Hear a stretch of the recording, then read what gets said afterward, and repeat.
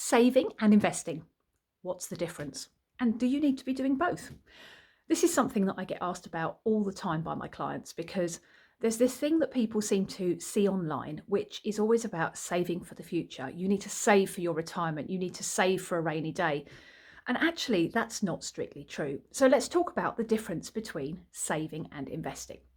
Saving means putting money to one side to use it later. So you might put it in a piggy bank, you might put it in a jar or an envelope, you might leave it in a bank account, a building society account, or somewhere like the premium bonds where the money is going to stay the same value. There's no risk and it means that the money is safe. So if you put in £1,000 today, tomorrow it will say £1,000, next week it will say £1,000, and in next year, and in 10 years, and in 20 years, and in 100 years' time. Now, the great thing with that is you know exactly how much money you've got, which means if you are looking to save for something like you're paying your taxes or a holiday or a new car, then having it in cash is a really good idea because it means that you know the value of your money is guaranteed. But over the long term, the problem with that is inflation. So if you think about when you were a kid, how much things cost to buy in the shop, how much it cost you to fill your car up with fuel, how much it cost you to buy a pint of beer, how much it cost you to buy a bar of chocolate, and then look to see what that is now. And I think you'll find that things have gone up in price, which means that your £1,000 you put into a savings account today, yes, in 20 years' time is still going to be worth £1,000, but what you can buy with £1,000 in 20 years' time is not going to be much.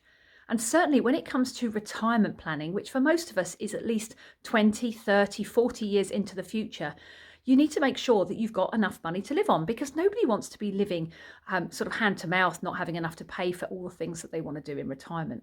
So that's where investing comes in. Now, investing has got some element of risk, because that's how you make your money, which means it's only suitable for things where you're not going to need to get to your money for 5 years, 10 years, 15 years or longer, okay? The reason being that in the short term, the value of investments goes up and down. It's what's called volatility. But over the long term, the trend is that it goes upwards. So if you invest £1,000 today, I can't tell you whether it will be worth £1,000 or more next week or less. But what I can tell you is in 10 years' time, it will be worth a lot more than £1,000. And in some cases, it may have even doubled in value. In some cases, more than, less, depends how much risk you're prepared to take. And that's all something that you need to do on a case-by-case basis.